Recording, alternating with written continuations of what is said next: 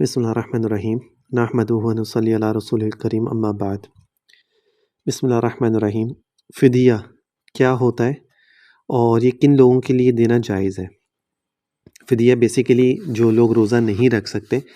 اس کے بدلے میں دیا جاتا ہے۔ فطرانہ الگ ہوتا ہے، فدیہ الگ ہوتا ہے، ٹھیک ہے، اس کو مکس اپ نہ کر دیجیے گا۔ تو یہ کون لوگ دے سکتے ہیں اس کے بارے میں آج کی ڈیٹیل ہے، اور فدیہ کے مسائل جو لوگوں کو شاید اس کی صحیح جو ہے نا وہ چیز کا نہیں پتہ، لوگ اپنی طرف سے کہہ لیں یا لوگوں کو صحیح نالج نہیں ہوتی تو لوگ جو ہے نا اس کو بس جس طرح ان کو ٹھیک لگتا ہے ویسے وہ کر لیتے ہیں، اور اتنی توفیق بھی نہیں ہوتی کہ کسی سے پوچھ لیں اس کے بارے میں کہ مسائل کیا ہیں کیا نہیں ہیں۔ جو شخص اتنا بوڑھا ہو جائے کہ روزہ رکھنے کی طاقت نہ رہے، یا اتنا بیمار ہے کہ اب ٹھیک ہونے کی امید نہیں، نہ روزہ رکھنے کی طاقت ہے، تو وہ روزہ نہ رکھے اور ہر روزے کے بدلے ایک مسکین کو صدقہ فطر کے برابر غلہ یا اس کی رقم دے دے، یا ہر روزے کے بدلے ایک مسکین کو صبح شام پیٹ بھر کر کھانا کھلائے۔ شریعت میں اس کو فدیہ کہتے ہیں۔ یہ ہوگی ڈیفینیشن فدیہ کی۔ آسان الفاظ میں سمجھا دیتا ہوں۔ کوئی شخص اتنا بوڑھا ہو گیا، عمر اتنی زیادہ ہوگی کہ اب وہ روزے نہیں رکھ سکتا، ایک کوئی شخص اتنا بیمار ہو گیا کہ اب وہ دوبارہ ٹھیک نہیں ہو سکتا، اس کو ایسی بیماری ہوگی کہ اب وہ ہر سال روزے نہیں رکھ سکتا رمضان کے، تو ایسی صورت میں وہ فدیہ جو ہے ہر روزے کے بدلے فدیہ دے سکتا ہے، یا پھر مسکین کو صبح شام پیٹ بھر کر کھانا کھلا سکتا ہے، کھانا کھلا دے یا اس کو غلہ دے دے، یعنی غلہ مطلب جو اناج وغیرہ جو ہوتا ہے، یا اس کی رقم دے دے، یا ہر روزے کے بدلے ایک مسکین کو صبح شام پیٹ بھر کے کھانا کھلا دے۔ یہ تینوں صورتیں ہوتی ہیں، غلہ دے دے، رقم دے دے، یا مسکین کو صبح شام کھانا کھلا دے، یہ تین صورتیں ہو گئیں۔ اچھا، اگر کوئی شخص ایسا ہے کہ جو صرف اس رمضان بیمار ہے، اگلے رمضان کو ٹھیک ہو جائے گا، اس کے لیے فدیہ نہیں ہے، وہ بعد میں روزوں کی قضا کرے گا،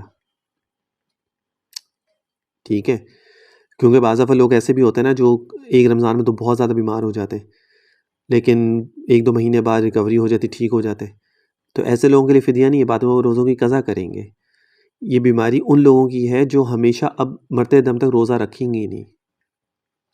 اچھا، اور یہ فدیہ اگر تھوڑا تھوڑا کر کے کئی مسکینوں میں تقسیم کر دے تو بھی صحیح ہے، یعنی اگر ایک شخص کو نہیں، وہ کہتا ہے کہ یار میں کافی لوگ ہیں ان کو تقسیم کر دوں، تو وہ بھی ٹھیک ہے۔ نیز پھر بھی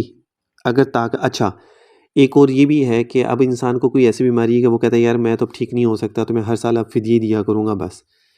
تو اس نے فدیہ دے دیا، ایک رمضان دے دیا، 2 رمضان دے دیے، 3 رمضان دے دیے، پھر اس کے بعد جو ہے وہ ٹھیک ہو گیا اور بیماری سے وہ تندرست ہو گیا۔ پہلے تو ڈاکٹر نے اس کو کہا کہ ایسی بیماری ہے جو ٹھیک نہیں ہو سکتا، لیکن بعد میں اللہ نے اس کو شفا دے دی، وہ ٹھیک ہو گیا،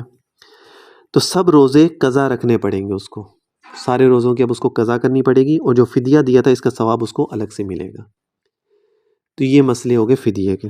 اچھا، دوسرا اس میں یہ ہے کہ تمام روزوں کا فدیہ رمضان المبارک کے شروع میں یا آخر میں حساب کر کے دیا جائے۔ شروع میں بھی دے سکتا ہے، آخر میں بھی دے سکتا ہے، دونوں طرح جائز ہے، لیکن رمضان شروع ہونے سے پہلے فدیہ ادا نہیں کر سکتا۔ رمضان شروع ہو جائے گا تب دے دے یا آخر میں دے دے، پہلے نہیں دے سکتا رمضان سے پہلے۔ اچھا، زکوٰۃ، عشر وغیرہ صدقات واجبہ کی طرح فدیہ بھی مستحق زکوٰۃ کو دینا ضروری ہے۔ جیسے عشر، زکوٰۃ وغیرہ جو مستحق ہوتے ہیں زکوٰۃ کے، انہی کو دے سکتے ہیں، صرف فدیہ بھی انہی لوگوں کو دے سکتے ہیں۔ ایسا نہیں کہ فدیہ آپ کسی کو بھی دے دیں گے جو مستحق نہیں بھی اس کو بھی دے رہے ہیں، ایسا نہیں۔ مالدار کو فدیہ دینا ہے یا روزے رکھوانے سے فدیہ ادا نہیں ہوگا، یعنی جو مستحق ہے نہیں ہے، اگر آپ نے اس کو روزے رکھوائے یا اس کو مال دے دیا یا اس کو کھانا کھلایا تو جائز نہیں ہوگا۔ بعض لوگ فدیہ اس کو سمجھتے ہیں کہ کسی بھی شخص کو روزے رکھوا دیے جائیں تو یہ فدیہ ادا ہو جائے گا، اگرچہ وہ مستحق زکوٰۃ نہ ہو، یہ درست نہیں ہے۔ تو یہ ساری صورتیں ہوگی فدیہ سے ریلیٹڈ، کس کو دے سکتے ہیں